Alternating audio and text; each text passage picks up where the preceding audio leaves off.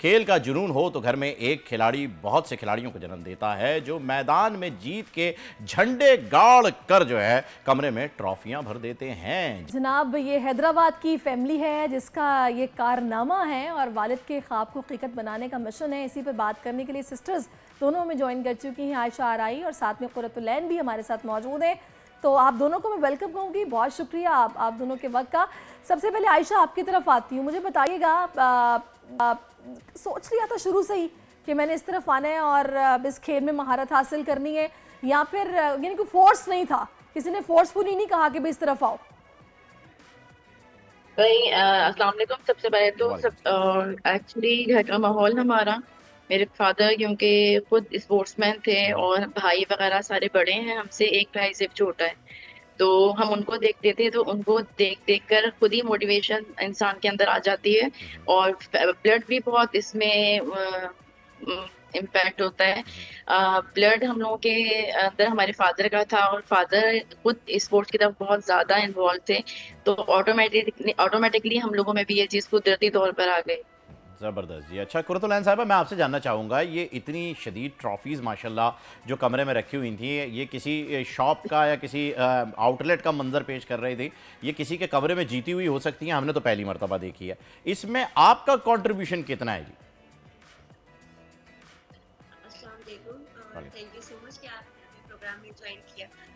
सबसे पहले तो इतनी सारी ट्रॉफी है, ये बहुत मेहनत के बाद ही हासिल हुई है। पहले मेरे फादर जो थे वो इसमें इन्वॉल्व है, उन्हें बेनतहा शौक था कि वो खुद भी एक अच्छे लेवल पर खेले और उनके जो मतलब जितने भी उनके बच्चे हैं वो सारे एक अच्छे लेवल पर खेले और नाम कमाए। तो ये ट्रॉफी सारी हम सारे मेरे वालिद साहब और मेरे भाइयों की, और उसके बाद फिर हम लोगों की जैसे जैसे हम आगे बढ़ते गए तो ट्रॉफियां हम सब की मिक्स करके ऐसे रखी हुई है, तो अब इसमें हम ये नहीं कह सकते कि इसकी इतनी है, तो मतलब ये सबकी है ये। सही। अच्छा, मैं आयशा आपसे ये जानना चाहूँगी, मुझे थोड़ा सा बताइएगा कि नेटबॉल को लेकर पाकिस्तान में अब क्या हालात देख रही हैं? वैसे तो क्योंकि मैं अक्सर ये गिला सुनती हूँ कि जनाब क्रिकेट को प्रमोट किया जाता है, क्रिकेट पे ही काम होता है, क्रिकेट के लिए सारे फंड्स होते हैं, दीगर खेल नज़रअंदाज किए जाते हैं। आप क्या राय रखती हैं? बिल्कुल ऐसा ही है, क्रिकेट को बहुत ज्यादा प्रमोट और स्पॉन्सरशिप, मेरे ख्याल में जितना फेम क्रिकेट को हासिल है किसी गेम को हासिल नहीं है, इवन हॉकी को भी नहीं है। हॉकी हमारा नेशनल गेम है और सेम एज इट इज इसी तरह नेटबॉल है। नेटबॉल साउथ एशियन और एशियन में मेडल्स हैं पाकिस्तान के। मेंस टीम हमारी गोल्ड है और वुमेन टीम हमारी ब्राउन्स मेडल है। उसके बावजूद नेटबॉल को कोई अहमियत हासिल नहीं है। इसकी नेशनल हर साल इस्लामाबाद में होती है, इंटर प्रोविजनल होते हैं, लेकिन उसके बावजूद गवर्नमेंट की तरफ से किसी किस्म की कोई सपोर्ट हासिल नहीं है।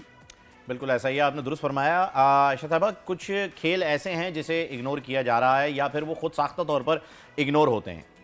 जैसे अगर हम बात करें कि WWF WWE रेसलिंग का एक खेल बड़ा ही दुनिया के अंदर मायानाज खेल और बड़ा महंगा तरीन खेल माना जाता था, लेकिन MMA के आने के बाद UFC ने जब उसे इस्टेब्लिश किया तो वो अब समझ लीजिए कि खात्मे के करीब करीब आ चुका है और लोग सिर्फ MMA में या UFC के जितने भी टूर्नामेंट होते हैं उसमें इंटरेस्ट लेते हैं। कहने का मकसद ये है कि जब कोई नई चीज़, कोई इनोवेटिव चीज़ सामने आती है तो लोगों की अट्रैक्शन उस पर आ जाती है। आपका जो खेल है वो बहुत ही ज़्यादा इनोवेटिव है, लेकिन सिर्फ और सिर्फ देखने वाले की आंख उस तक नहीं पहुँच पा रही, जिसकी वजह से फेडरेशन का यहाँ पर काम आ जाता है कि बहुत ज़्यादा दिल लगा करके और मेहनत करके इसे प्रमोट करने की कोशिश की जाए। ठीक है, स्पॉन्सर्स कम है, आपकी अपील यहाँ पर हो रही है और हम चाहेंगे कि आप इस वक्त हुकाम वाला से अपील यहाँ इस प्लेटफॉर्म से भी करें कि आपके खेल की जो है वो पजीराई की जाए। आप एक एकेडमी भी चला रही हैं काफ़ी अरसे से, मुझे बताइए कि कितने लोग इंटरेस्ट लेते हैं इस खेल को सीखने में और अभी तक जो है वो कितनी चैंपियनशिप्स आपकी एकेडमी के तहत हो चुकी हैं?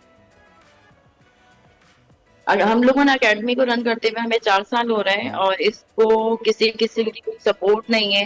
हैदराबाद एक अगर पाकिस्तान के हवाले से देखा जाए तो छोटा शहर है और उसमें लोगों को मोटिवेट करना ही बहुत मुश्किल होता है, प्लस बच्चियां। आप स्पोर्ट्स में बच्चियों को लाना यहाँ पर एक बहुत मुश्किल टास्क है। इवन हम लोग कॉलेज में हैं और मैं सीनियर डायरेक्टर फिजिकल एजुकेशन हूँ, मेरी sister professor lecture physical education है।